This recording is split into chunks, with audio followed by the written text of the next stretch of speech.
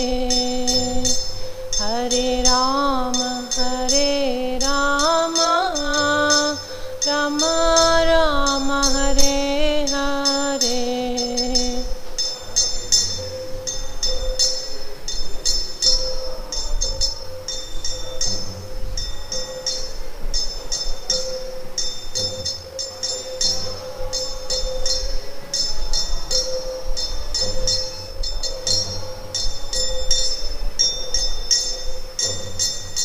Hare Krishna, Krishna Krishna, Hare Hare, Hare Rama, Rama Rama, Hare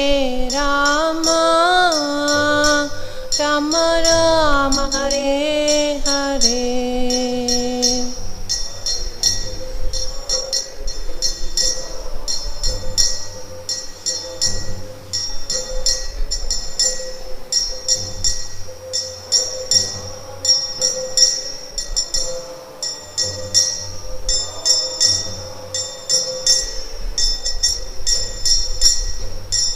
Hare Krishna, Krishna Krishna, Hare Hare, Hare Rama, Rama Rama, Hare Hare.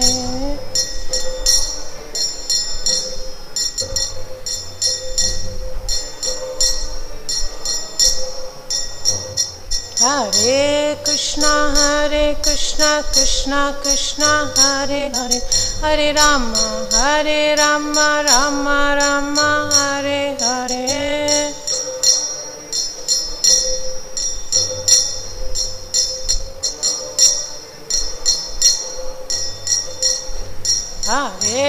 Hare Krishna, Krishna Hare Hare, Hare Ram, Ram Hare Hare.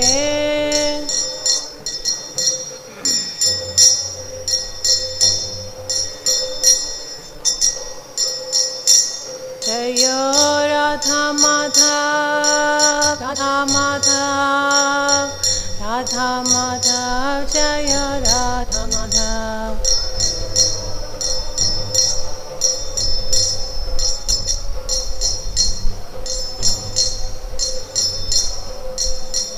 Jaya Prahlad Nrsimha,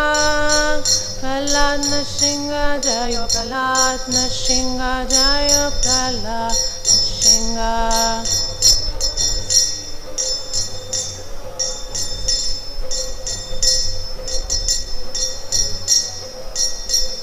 Jaya Panchatattva,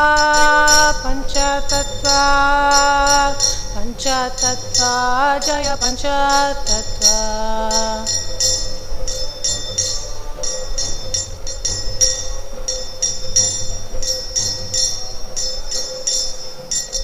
Jaya Jaya Prabhupada,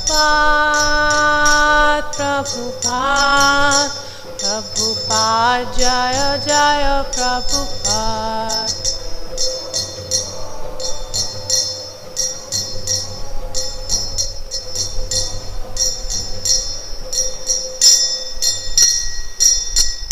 Jai Shri Shri Radha Madhavashta Sakhi Shriman Mahaprabhu ki Jai, Shri Shri Prahlad Nrsimha Dev Bhagavan ki Jai, Shri Shri Ananta Deva ki Jai, Shri Shri Panchatattva ki Jai, Srila Prabhupada ki Jai, Ananta Koti Vaishnava Vrinda ki Jai.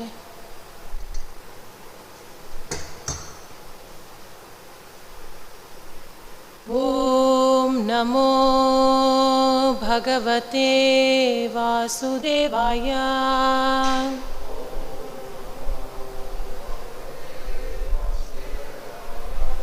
Om Namo Bhagavate Vasudevaya.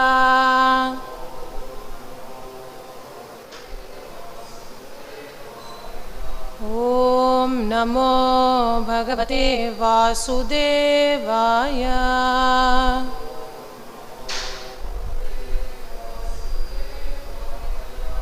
Om Ajnanatimirandasya Jnananjana Shalakaya Chakshurunmilitam Jena तस्मै श्री गुरवे नमः। मुखाकरोति वाचालं पंगोरं गायते गिरिं यत्कृपातमहं वन्दे श्रीगुरुदिनतारिणं परमानन्दमाधवं श्रीचैतन्य ईश्वरं।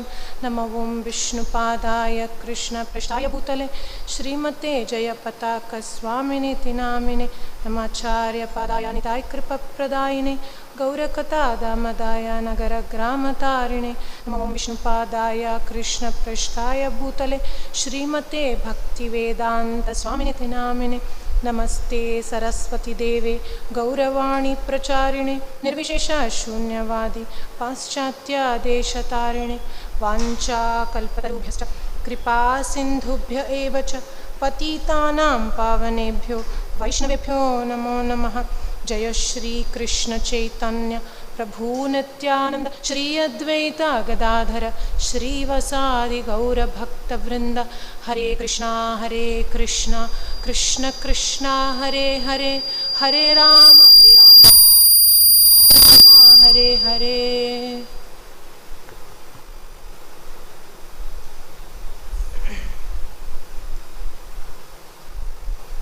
Reading from Srimad Bhagavatam, Canto 1, text, Chapter 7, text 55, 56, 57 and 58. We will be completing Chapter 7, the son of Drona Panish today, and text 55 is on the board. Sutta uvacha Arjuna sahasajñāya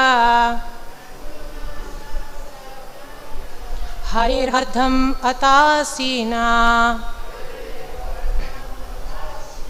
माणिं जहार मूर्धान्यं द्विजस्या सह मूर्धजाम्। सूत उवाच अर्जुना सहसाज्ञाया हरेर्हर्धम अतासिना मणिं जहार मूर्धान्यं द्विजस्या सह मूर्धजाम्। सूत उवाच अर्जुना सहसाज्ञाया हरेर्हर्धम अतासिना मणिं जहार मूर्धान्यं द्विजस्या सह मूर्धजाम्।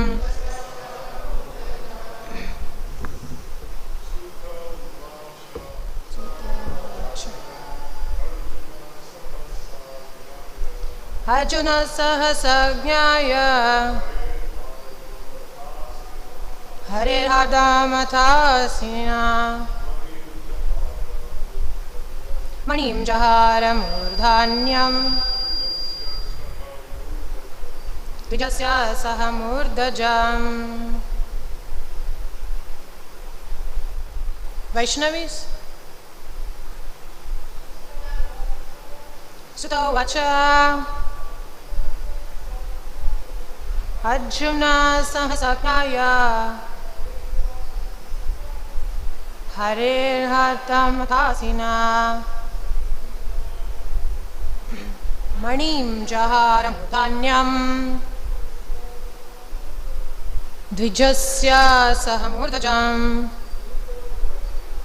सुत उवाच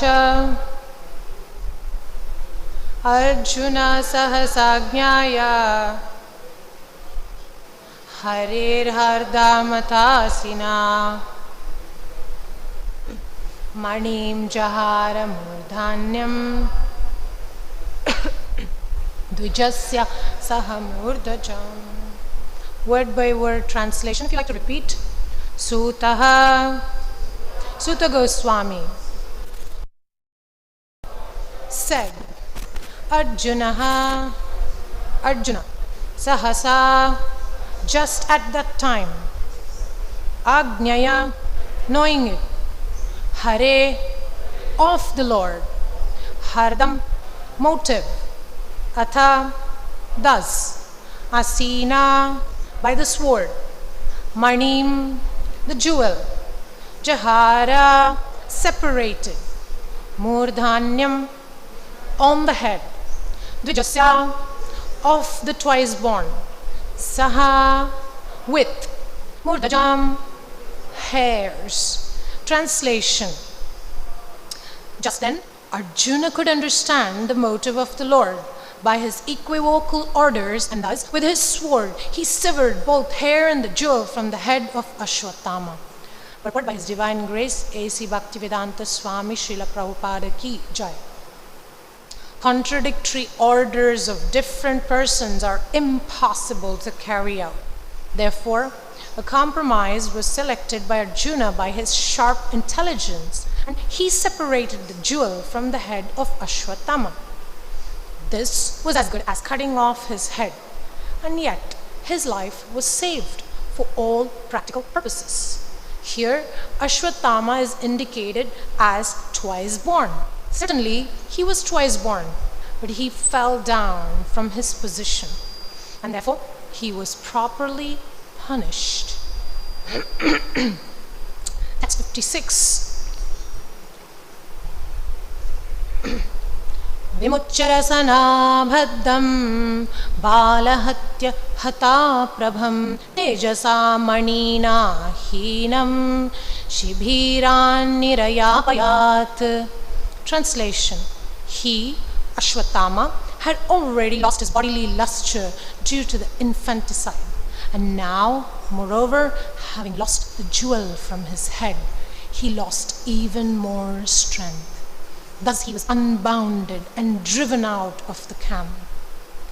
Purport by His Divine Grace, A.C. Bhaktivedanta Swami Srila Prabhupada Ki Jai.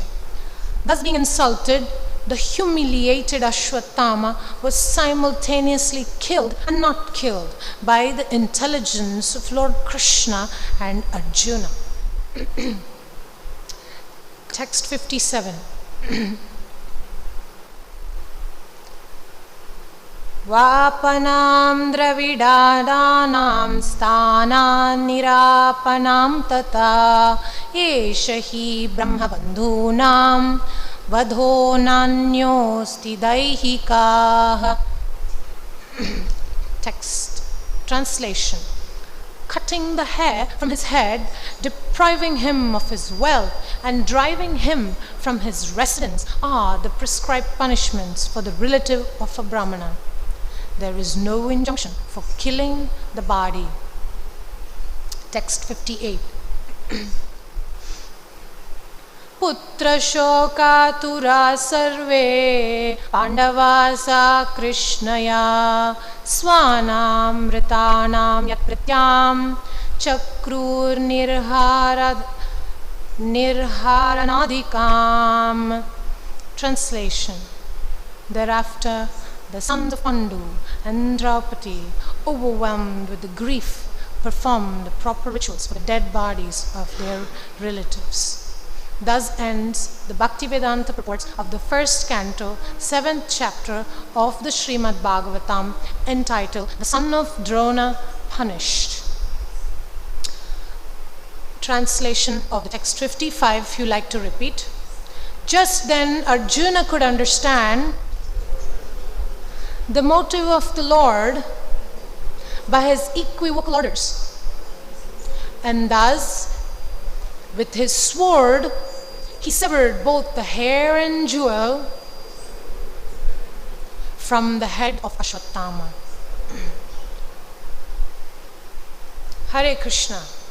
How many of us have seen snow? How many of us have had snow fights, snowball fights?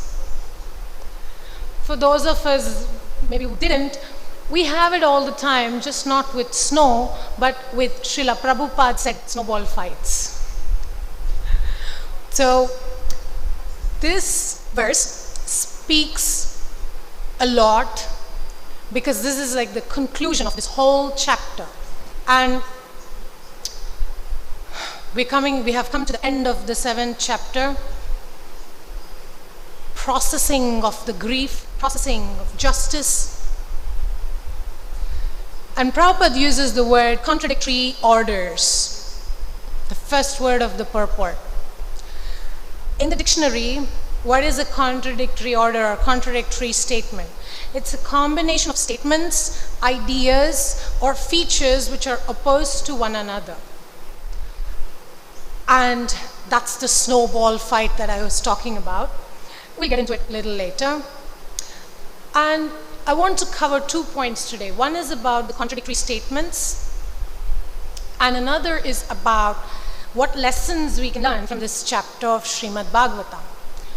Drona's son punished is the name of this chapter, and it's not Ashwatthama punished. That has a very, very deep significance of parenting. The name of the father is taken here. Both the son and the father figures, Dronacharya and Drauni, which is Ashwatthama, both of them are very, very important characters of Srimad Bhagavatam and Mahabharata. Right in the beginning, we can see their importance. And after 5,000 years, we're still talking about them. That important these characters were. And Dronacharya, whose death Ashwatthama is avenging, and what is still going to try again, we will see, was not an ordinary person. Even his birth was extraordinary. He wasn't born like a normal human being. It's known that Jihvagre Chaturveda, Dronacharya had all the 4 Vedas verbatim right on the tip of his tongue. Karagre Sahasharam Dhanu. And he was so skilled in the mystical art of archery. Ubhayo Drona Samarthyam. He was so skilled that he could kill somebody just with a word, just by one pronunciation of a mantra. And he could also kill the persons with a weapon. And it is said that this power, nobody had this power. Even Bhishma Dev himself did not possess this power to kill somebody just with the word power and with this word simultaneously or alternatively.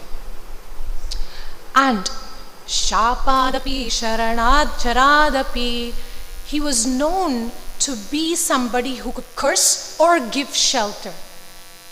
And this is very significant because in the beginning of the Mahabharata war, Yudhishthir Maharaj approaches Dronacharya, who is his guru, and he asks for blessings. And Dronacharya says, because you have come, I'm going to give you blessings. If you failed to come to me, I would have cursed you. So this is just a little glimpse of the psychology of Dronacharya. I want to share something about the contradictions first. In the Vedanta Sutra or Brahma Sutra, which is like the summary of all the Upanishads, and it's very, very important ABCs for any spiritual organization or any philosophy. It's so important that Madhvacharya wrote commentary on Vedanta Sutra, Ramanujacharya wrote commentary, Shankaracharya wrote commentary, and for us, Gaudiya Vaishnavas, Srimad Bhagavatam is a natural commentary to the Vedanta Sutra, but when the Ramanandis challenged, Baladev Vidyabhushan took it up, and we also have the commentary on the Vedanta Sutra written by Baladev Vidyabhushan. So just giving a little the importance of this. I want to quote the first verse of the Vedanta Sutra. Again, ABCs to the summary of all the Upanishads and all the scriptures. The first verse is Atato Brahma Jigyasa. So inquiry about the Brahman is the A of this philosophical understanding. The second is Janmadasya Yataha. So from Brahman, understanding that from Brahman comes creation, maintenance, and destruction. That's the B of the philosophical understanding. The third is Shastra Yonitvat, means to understand Brahman, we cannot understand by logic or sense perception. It has to be through Shastra or scriptures. And the fourth verse, which is the most tricky and very, very crucial and important, is Tattu Samanvayat. So the fourth verse is the key to actually understand everything. Resolving, what is the fourth one? Tattu Samanvayat means reconciling apparently contradictory statements given in Shastra. Basically, how to win the snowball fight, how to reconcile. And this chapter of Srimad Bhagavatam opens the door to why even Srimad Bhagavatam was written. And it shows us a glimpse of the conflict between the Pandavas. This is actually nothing. Even before this point, should I say this now or should I bring this up later? Okay, let's just go over the opening the doors of conflicts in the scriptures, and we can see in the lives of devotees, in the lives of human beings in the history, how they reconciled when conflicts were there. How did they reconcile when there were contradictory arguments and statements? Going to the beginning of Mahabharata, when Ganga and Shantanu were married, let's just think. Ganga Devi's taking these newborn babies and drowning them in the Ganges River. Whatever the reason might be, the action was drowning the babies. So that was a reconciliation of different contradictory situations. Was it just Bhishma? Bhishma Pratigna is known to be one of the most powerful of those who take vows. He made a vow. What did he do? He gave up kingship and he became a Brahmana. I mean, that's a contradiction right there. A Kshatriya giving up kingship, a rightful position to his throne, and then becoming a Brahmana, just taking care of the king and giving it up. That's the way he reconciled his situation. And now in this chapter we've seen the discussion of whether Drona's son, the Guru's son, Ashwatthama, should be punished and should he be killed? Should he be let to go? Because if he is let to go, he will create more chaos and there can be regret. And if he is killed, it will be a contradiction to following scriptural injunction. And we can also see many such examples. Another example is when Jamadagni, the father of Parashuram, he orders Parashuram to kill his own mother, Renuka. And what is Parashuram going to do? What is that reconciliatory action Parashuram took? He killed her. So, some of us, we see the apparent contradictions in our life, in our situations, with our duties. And some of us don't see it. Sometimes we don't want to see it. And it is said in Mahabharata that we cannot have justice without, we cannot give justice without forgiveness. And forgiveness is not an external thing. It's very much an internal process. In this situation, when it was very tricky, we can see that like within ISKCON, like the point is not my quote, my Prabhupada quote is better than yours. That's not actually the point. So it's not about which Shastric injunction is superior to the other. It's more about utilizing it according to time, place, and circumstance. One example we can see in our Chaitanya Leela, Chaitanya Charitamrita, is our example of how devotees reconcile apparently contradictory situations. There are two instances I want to share with you.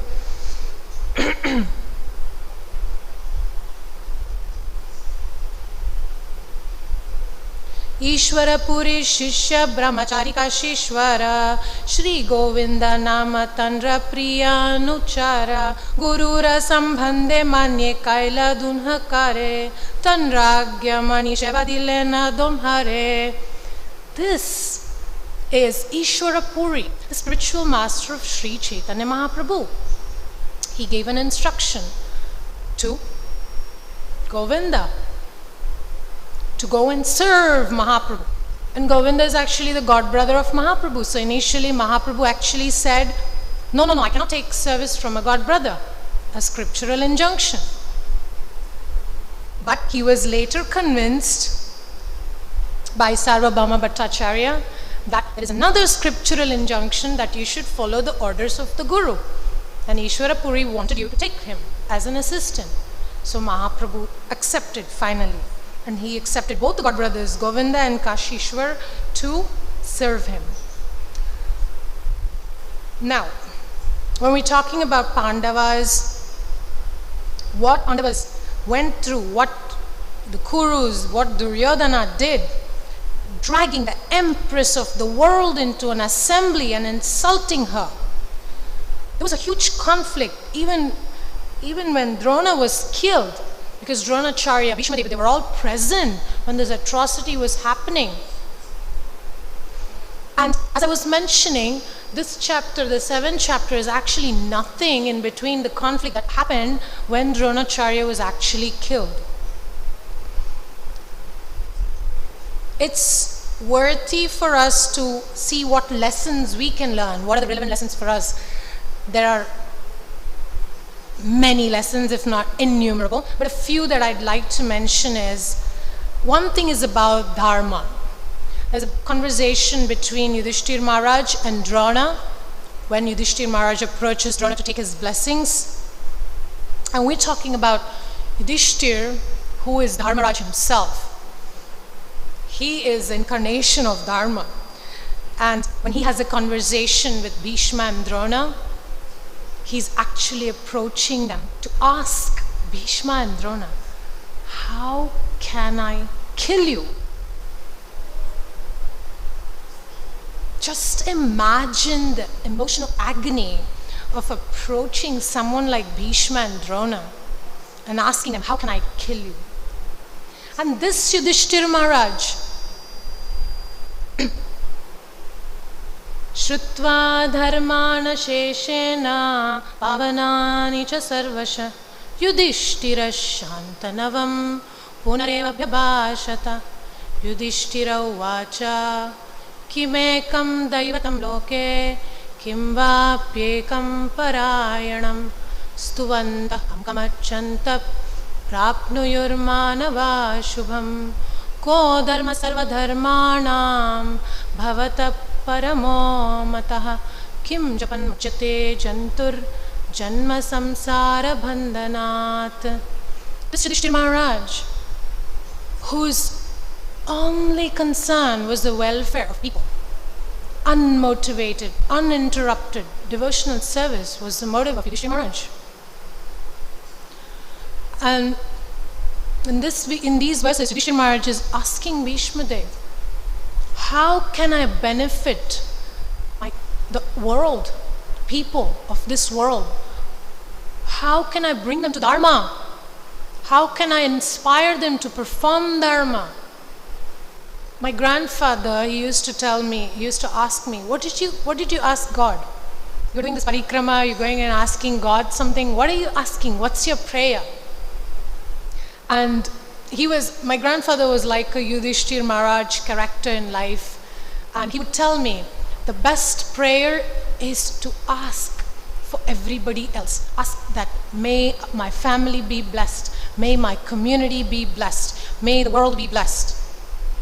Loka samasta sukhino bhavantu. May everybody be happy. Don't just pray for yourself, for your petty things. And this verse is where Yudhishthir Maharaj is going and speaking with Bhishma Dev. These verses shows the attitude, the right attitude of a devotee. And this student, Yudhishthir Maharaj, he is going to Dronacharya. And Dronacharya does something very, very interesting, which is very, very vulnerable position to take. And he confesses to Yudhishthir Maharaj. He says, after saying, I bless you, that may you win. I mean, just look at that kind of split in personality. His body is fighting for the Kurus and his heart is blessing Yudhishthir Maharaj to win. And that Dronacharya is confessing to Yudhishthir Maharaj, his student, and he's saying, what to do? I am a servant of Artha.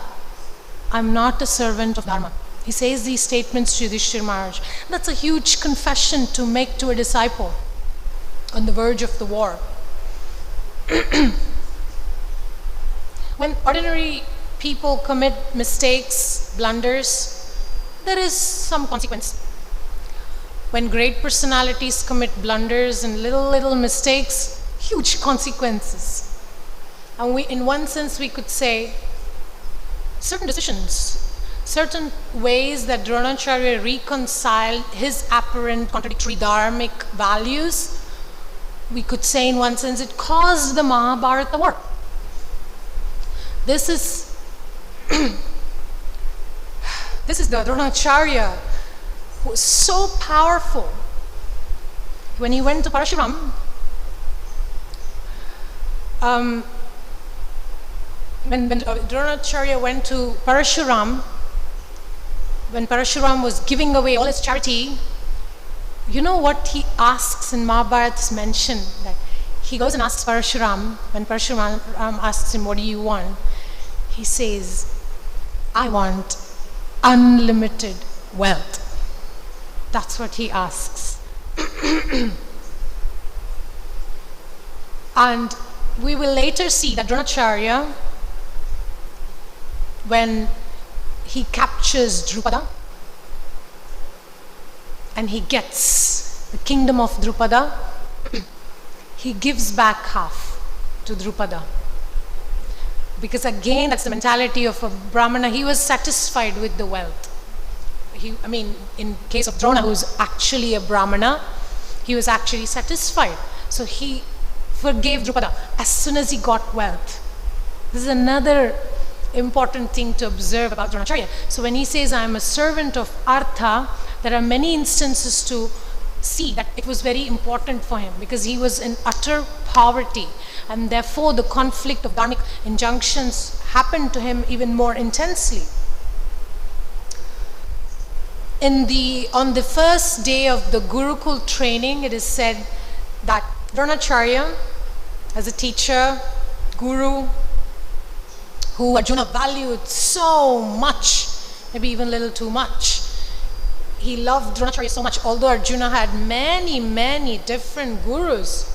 He had people like the Devatas, like Agni, Indra, and Kubera, and Lord Shiva, from whom he got great weapons and skills and all that. Yet he held Dronacharya in very high esteem. And that only shows the nobility of character of Arjuna.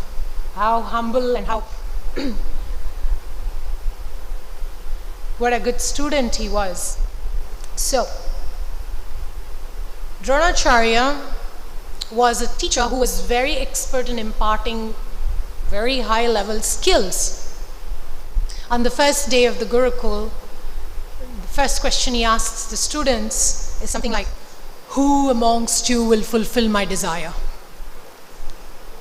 It's again a Kshatriya thing in him, right? He had always a duality of Brahmana by birth, and his activities, daily sadhana, the mystical, the sadhana aspects and the meditation aspect, but then he also had the other side of him, who among you? And who raised the hand? Arjuna raised his hand. Immediately Dronacharya's heart melted. He went and embraced Arjuna, and he wanted to give him everything.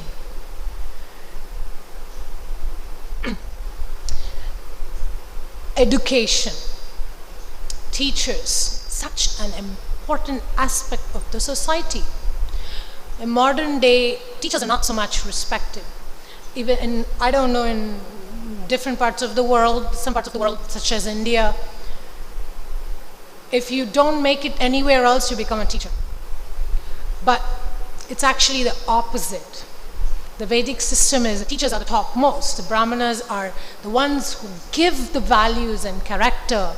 Modern education system, we just speak about skills. It's all about learning. And sometimes it also gets into our system in devotional communities, and it becomes all about, I know Bhagavad Gita verses, I know Bhagavatam verses, I know how to play the instruments, I know how to sing, and my Bhagavatam class has so many views or whatever.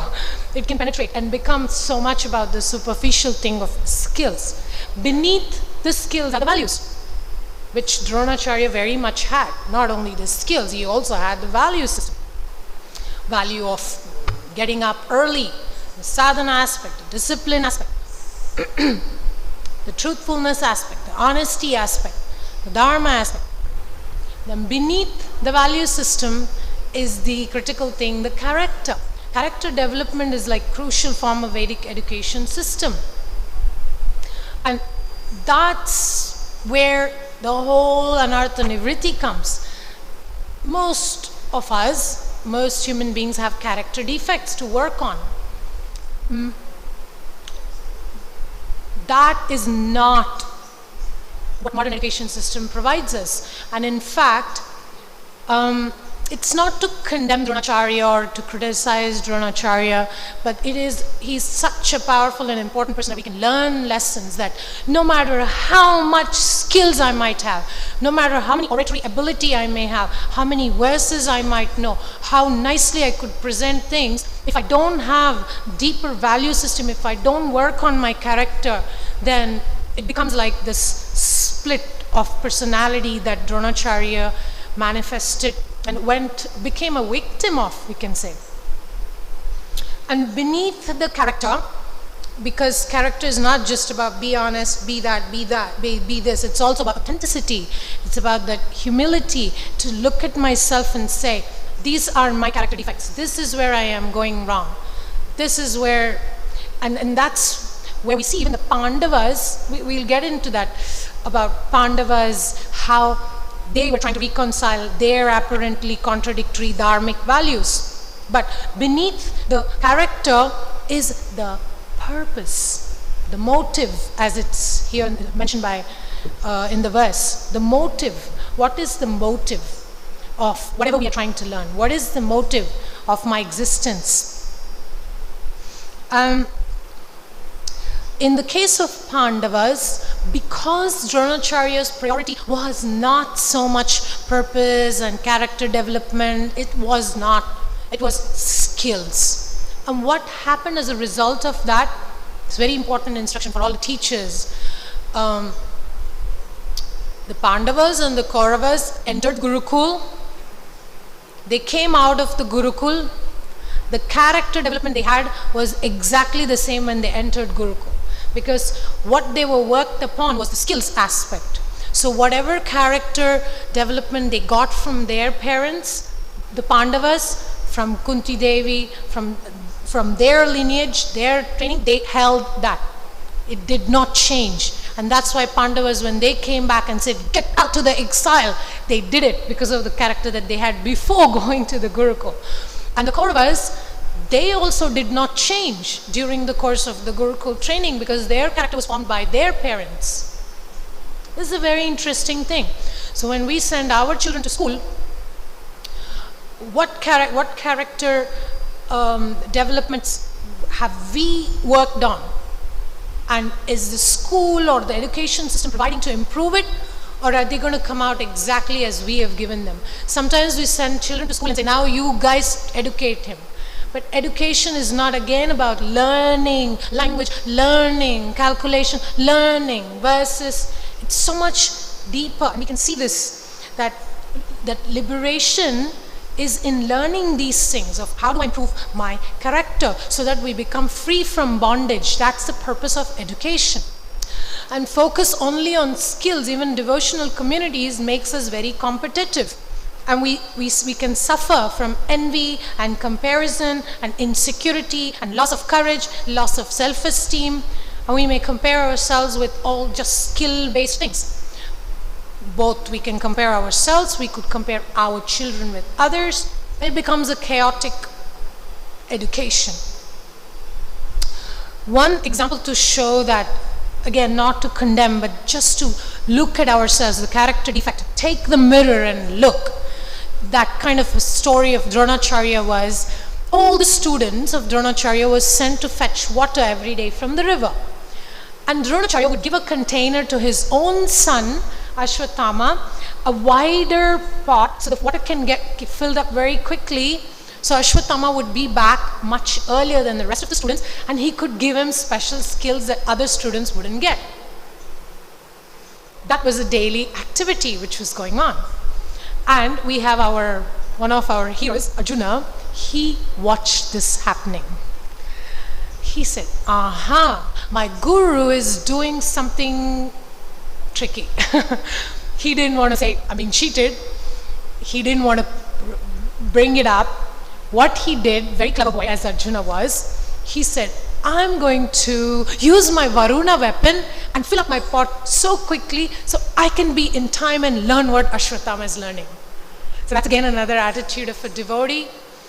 Instead of pointing fingers at the other person saying, my guru is doing this, he just said, what can I do so I can also gain? So from then Arjuna started arriving in time and he got what Ashwatthama got, and Dronacharya was very pleased with this intelligence of Arjuna. And it takes a village to raise a child. It's not just parents, it's not just teachers, it's not just community members, it's not just friends. All of that put together is what actually builds that character. So we'll see a little bit about what we can learn about. See, children are very clever. They know the weakness of the parents better than we know ourselves. They very much know how to manipulate or how to know the soft spots. And Ashwatthama, subconsciously he was being trained in what he thought about himself, how Dronacharya would behave. One example was this pot and the water thing. Subconsciously, that's where the training begins. How when the children see how parents are acting with others, how you don't have to tell the child, you're the most smart one, I trust you. It's not only the words, it's also our actions which gives them that message. And Ashwatthama, he forced Dronacharya to give him the art of Brahmastra. Dronacharya didn't want to give, but Ashwatthama was like, I want it, I want it, I want it, I want it. And because Dronacharya was blinded by affection, he said, okay. And this example of Dronacharya having to, because of his poverty, give his son milk mixed with white powder is something relevant for parents. Sometimes we tell our children, oh, you're the best, you're the smartest, you're the most beautiful. But kids can see beyond words. They know what you believe, not what you just say. And sometimes we do the opposite and we just like, oh, you're good for nothing. Or why did you only do this much? Why didn't you do better like the other kid? And it's that comparison which forms their sense of identity. And Ashwatthama definitely had that mistrust and insecurity, because his own father would give him water mixed with whatever white powder. And how is he going to have to trust in the right people? So he was always attracted to the milk and not so much with what was real. Always attracted to what's externally shiny. I want the Brahmastra because Arjuna has it. And what did Dronacharya say? I'll give it to you, fine, but I will not teach you how to retract it.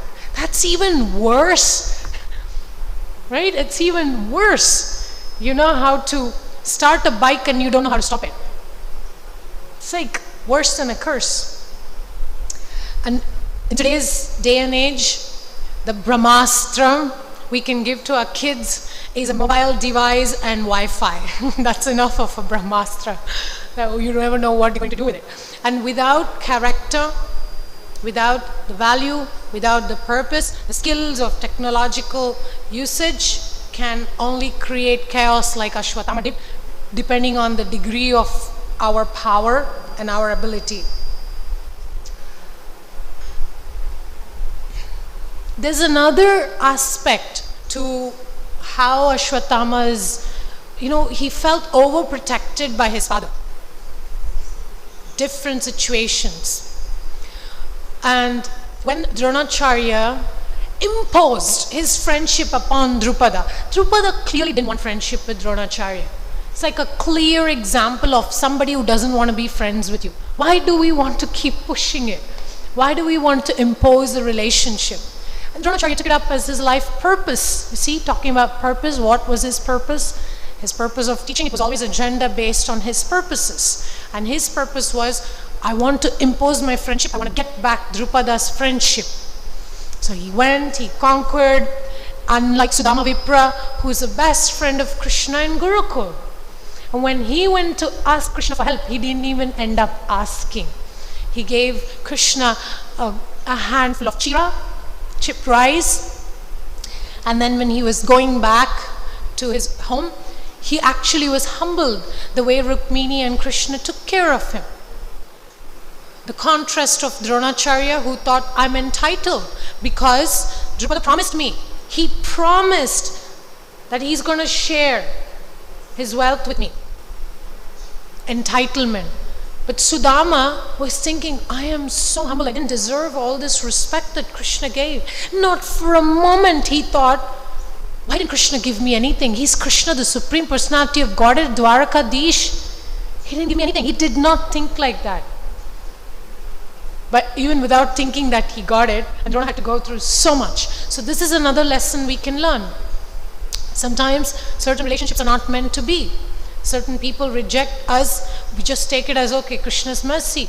But then you see the whole thing of him trying to impose, him trying to exercise his entitlement, got into all the trouble. The purpose of training the Kurus was so that Drupada can be captured. That got him into quite a lot of trouble. In order to be able to perform devotional service peacefully, we're talking about Drupada here. Drupada was defeated and captured by Arjuna. And yet, Drupada actually wanted Arjuna as a son-in-law. How interesting is that? And in Dronacharya's case, his purpose was so distorted because he wasn't able to do, let's say in our devotional language, Savai pumsho paro dharmo yato bhaktir adhokshaje ahoitu ki apratihata yayatma suprasidati. So in order to perform that unmotivated, uninterrupted, pure devotional service, we need to have some sort of self-sufficiency. Otherwise, like Dronacharya, just to get his basic purposes met, he was using all his incomparable skills. And Arjuna, on the other hand, he was so self-sufficient. And he told Krishna, oh, I don't want your Narayani Sen, I don't want weapons, I just want you, Krishna. Because he was self-sufficient. He had some confidence about his resources. So he wasn't depending on Krishna for resources. Whereas Duryodhan, all he wanted was just resources. Because he didn't have that confidence and security and self-sufficiency. In fact, when Duryodhan, what's that? Okay.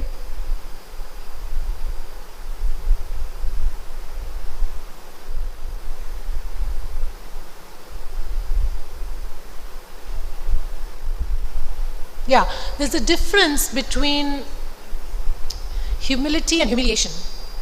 When in the battlefield of Kurukshetra, when Duryodhana is speaking to Dronacharya, his guru, what he's saying, Bhavan Bhishmascha Karnascha Kripascha Samitinjayah Ashwathama Vikarnascha Saumadattistataivacha Anyecha Bahava Shura Madate Tyakta Jivitaha Nana Shastra Praharanaha Sarve Yuddha Visharadaha. What a statement to make to your guru. You're going to your guru and say, all these people, Bhishma and you and Karna, all these great warriors and so many others, you see, so many others have come into this battlefield just to give up their life for my sake. Can you imagine that? Going and telling your guru, hey, Gurudev, you're here to give up your life for me. That's the worth of your life. That's the worth of your skills. But it's also said that he's basically predicting we're going to lose. That's there. Duryodhana has so much insecurity that it comes out. Saraswati Devi is making him say things that are always double meaning. So what's the lesson there? There's a big difference between humility and humiliation. And somehow or another, for Dronacharya, because of the purpose and the character was not so deep and not worked out enough, it got him into humiliation point by his own disciple Duryodhana. Oof, that's really so gruesome. I'm sorry, I'm going to take you to the gruesome part. In the Kurukshetra war, the way Dronacharya was killed, actually not the way he was killed, but the way that his head was cut off. and the pain that Arjuna felt seeing that. There's a whole description when Dronacharya's head was ruthlessly cut off by Drishtadyumna, who was actually a student of Dronacharya. And Dronacharya was such a noble soul, a noble Brahmana. He knew Drishtadyumna is going to kill him. He knew Drupada did a yagya so he could get a son who could kill Dronacharya, because Drupada was captured by Dronacharya. And yet he decided to teach him the skills with which he's going to kill him. And then that's the nobility of a Brahmana. Brahmanas are detached. When Drishtadyumna cuts off the head, he holds the shika, cuts off the head, takes the head, throws it to the side of the Kurus, where there are Ashwatthama and Duryodhana. He throws the head of the Guru there, and they all see that gruesome scene. And when Arjuna sees this, he just completely loses it. He completely loses it. And later, Arjuna says, that's why I said this chapter 7 chapter is not even close to a real conflict. If you read that part of Mahabharata when Arjuna starts offending so many people, he starts offending Yudhishthira Maharaj. He says, oh, you've been so cheap, you've been so sensual. For this purpose of your senses, you've killed him in such a heinous way. He starts offending Krishna. He says, this is what Rama did to Vali. And Krishna is sitting there on the chariot. And Arjuna is saying all these things to Yudhishthira Maharaj. And any insecure god would have felt, come on, dude. I am your charioteer here. I'm being your servant. I've done so much for you. And you're criticizing my Rama avatar. But Krishna didn't even do that. He was just aloof. He was just sitting there smiling as usual. And this is another lesson we can learn. Krishna is aloof as long as he really wants to involve. He lets us use our free will. That's what he was doing there. Then there's this terrible argument between Arjuna and Yudhishthira Maharaj, and Arjuna goes on offending different people. He offends Bhima, he offends Yudhishthira Maharaj. And it is mentioned that, I don't remember exactly the words, but these were not actually offenses coming from the heart, from the character level.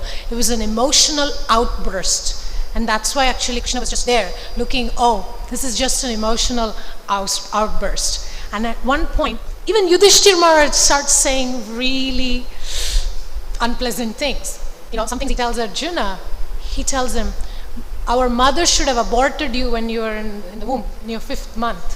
Why were you even given birth? And Arjuna doesn't feel so offended for that. But when Yudhishthira Maharaj says, throw away your Gandiva, then Arjuna completely again loses it.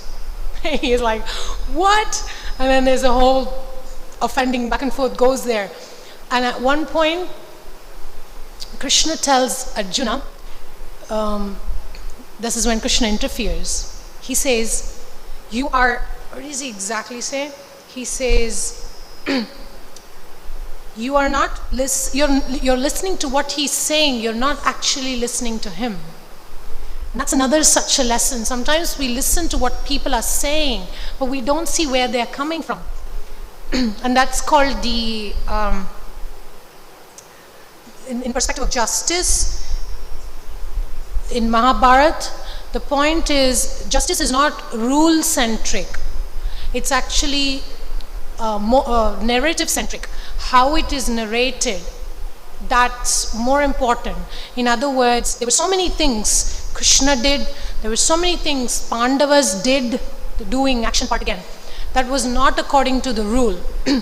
When Krishna created the sunset, he covered the sun with his Sudarshan chakra, and everybody thought that the sunset was done. And Jayadratha, who was hiding there because he didn't want to be killed by Arjuna, who had taken a vow to kill Jayadratha, he came out, and then Arjuna killed him. So, was that what Krishna did right? Even the way Dronacharya was killed. By the way, just to give you a little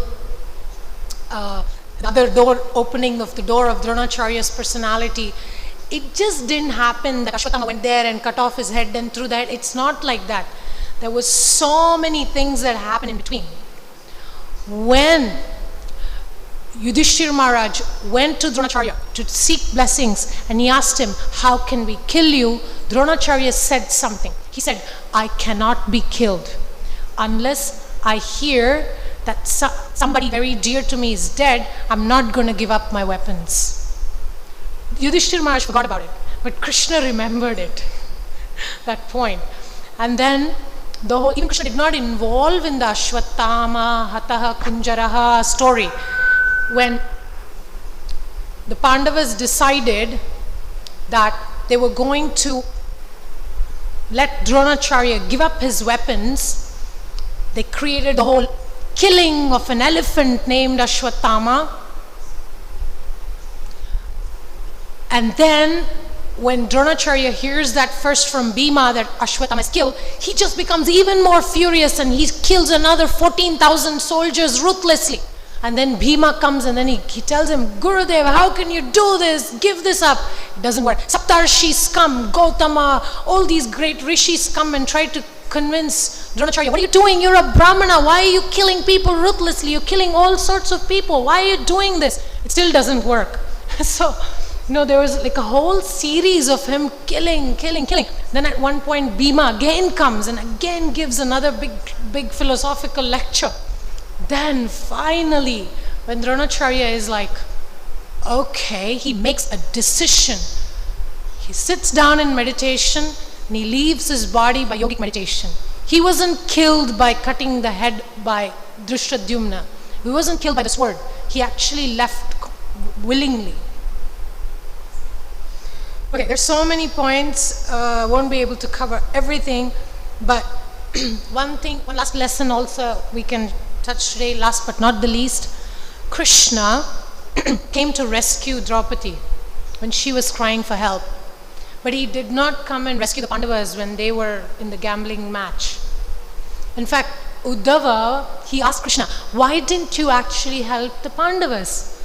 And the answer of Krishna was very simple. He said, because they didn't ask me, they didn't call me.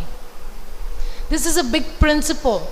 Regardless of who we are, what our position is, what gender we are, the point is taking shelter of Krishna.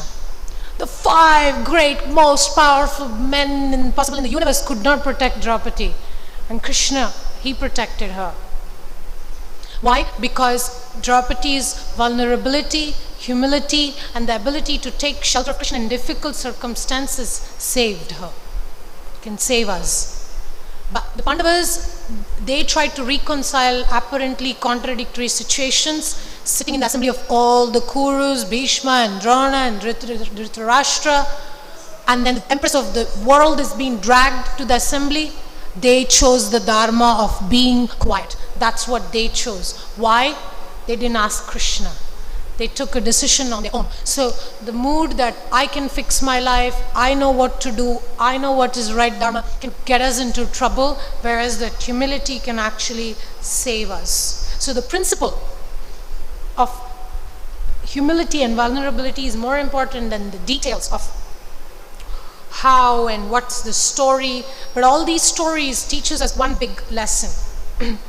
We need to be very careful to not take sides. There are always different aspects, different principles, and we need to be conscious about what principle are we choosing and why we are choosing that principle.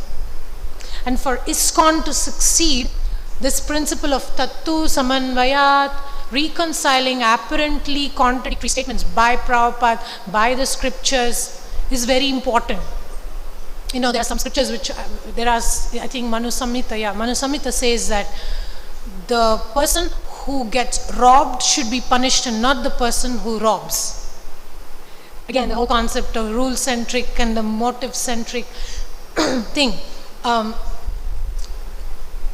And from Chaitanya Mahaprabhu's example, I'll conclude with the story, when Govinda was his personal servant, Sri Chaitanya Mahaprabhu was resting, and he was resting right near the door. And Obviously, you would not cross over Mahaprabhu to get inside, because that's a Shastric injunction. At the same time, Govinda had his service to perform. So what was his way of reconciling an apparently contradictory situation? He crossed over Mahaprabhu, because the service was very important. But that's only one side of the story. The full story is he did not cross back. He did not go out. He waited for Mahaprabhu to get up before he crossed over. Why? Because the principle of service was important in the first place, whereas the second time, the principle of following the rule of not crossing over Mahaprabhu became more important. So sometimes we have to use our discrimination and not fight over details. Okay, so those were some of the points. I'm sorry, it's a bit over time. We will end here. Grantaraj Srimad Bhagavatam ki jai, Srila Prabhupada ki jai.